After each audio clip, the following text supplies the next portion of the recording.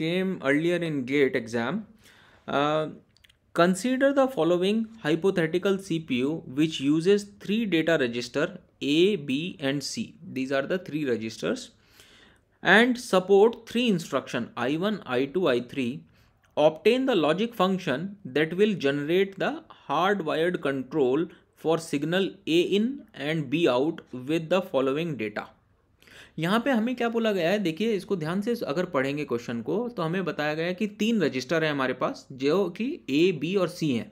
अगर तीन रजिस्टर हैं तो तीन ए इन होगा, ए आउट भी होगा, फिर सी इन होगा, सी आउट भी होगा, ऐसे ही बी इन भी होगा, बी आउट भी होगा. लेकिन हमें इसमें से उन्होंने क्या बोला, इसके तीन इंस्ट्रक्शंस हैं I1, I2 और I3. हमारे पास तीन ही इंस्ट्रक्शंस हैं. हमें लॉजिक फंक्शन बनाना है that will generate the hardwired control. Hardwired control के लिए लॉजिक गेट फंक्शन जो कि हमारा सर्किट बनाएगा, जो कि अभी हमने ऊपर लिखा भी था कि T0 मल्टीप्लाई बाय आई और multiply by are bar plus something, वो SOP वाला फंक्शन हमें बनाना है for a in and B out with the following data. और इस तरह की हमें टेबल गिवन होगी जिससे हमें ये बनाना है. तो सबसे पहले देखिए क्या करना है. Step number 1 is search where the control signal A in and B out are present. तो हमने क्या किया, सबसे पहले इसके अंदर ध्यान से ए इन को हमने सर्च किया अपनी टेबल में कि ए इन कहाँ पे है. अब ए इन हमें मिल चुका है, तो उसके बाद जरा बी इन को भी सर्च कर लो, बी आउट को भी सर्च कर लो, because they are asking for B out. तो बी आउट एक ये रहा, ये है, ये भी है और ये भी है. इसके अलावा ए इन और बी आउट हमारे पास पूरी टेबल में कहीं पर भी नहीं है. उसके बाद स्टेप नंबर 2 में options are in I multiply by T format और T multiply by I format. I क्या है, इंस्ट्रक्शन, T क्या है, टाइम या टाइम इंस्ट्रक्शन. अब जिस भी फॉर्मेट में हमारे पास ऑप्शन में होगा हम उसी फॉर्मेट में आंसर निकाल लेंगे और उससे कोई फर्क नहीं पड़ता, because you know that A.B is equal to B.A.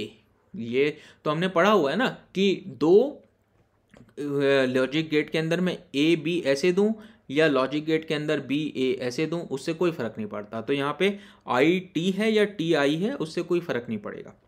Then step number 3 is for any particular time interval is the control signal present for all instruction. यानी कि क्या किसी टाइम इंटरवल के लिए कोई इंस्ट्रक्शन पूरे टाइम इंटरवल में present था. जैसे बी आउट है, यहाँ पे आप देख सकते हो B out is present in T1 for whole T1. ऐसे ही B out is present in T3 for whole time. Okay, I1 में भी है, I2 में भी है, I3 में भी है. तो अब इसका रियलाइजेशन कैसे होगा, देखिए.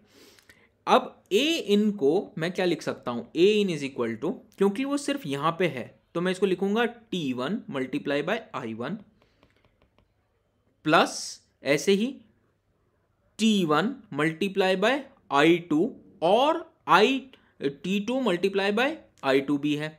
ठीक है, तो इसको लिखने का तरीका मेरे पास क्या है, इसको मैं ऐसे लिख सकता हूं कि T1 plus T2 into I2. क्यों, क्योंकि I2 में ये T1 में भी है और T2 में भी है, प्लस ये कहां पे है और I3 के अंदर T2 में है और T4 में है. तो T2 plus T4 into I3. तो हमने ये अपना रियलाइजेशन कर लिया, ये हमारे पास आंसर आ गया. देन सिमिलरली अगर बी आउट को देखूं तो बी आउट T1 में भी है पूरा और T3 में भी है. एक तरीका तो ये है कि मैं इसको लिखूं I1 plus I2 plus I3 into T1 plus I1 dot I2 dot I3. I1 dot नहीं आएगा, प्लस ही आएगा, sorry. I1 plus I2 plus I3 dot T1 plus I1 I2 I3 dot T3. एक तरीका तो ये है बी आउट को लिखने के लिए. अब क्योंकि तीन ही इंस्ट्रक्शन है और तीनों में ही ये प्रेजेंट है तो मैं इसको ऐसे लिख सकता हूं कि T1 प्लस T3, यानी कि ये पूरे हमेशा के लिए होना चाहिए, इसके अंदर किसी भी इंस्ट्रक्शन के लिए हमें नहीं छोड़ना है. That is what step 3 meaning. For any particular time interval is control signal present for all instruction? If yes, then write the time signal only and don't write the instruction. So that's why B out is T1 plus T3 only. B out is present for all instruction during T1 and T3. Okay, got this question? Any doubt in this? I think this one is easy. Yes, sir. Let's do one more question on the basis of this only. A hardwired CPU uses 10 control signal. अब इस बार हमारे पास 3 control signal नहीं है, हमारे पास है 10 control signal है S1 से लेके S10 तक. In various time stamps T1 to T5. अब टाइम स्टैम्प क्या है? T1, T2, T3, T4, T5. To implement 4 instruction I1 to I4, that is I1, I2, I3, I4. Okay.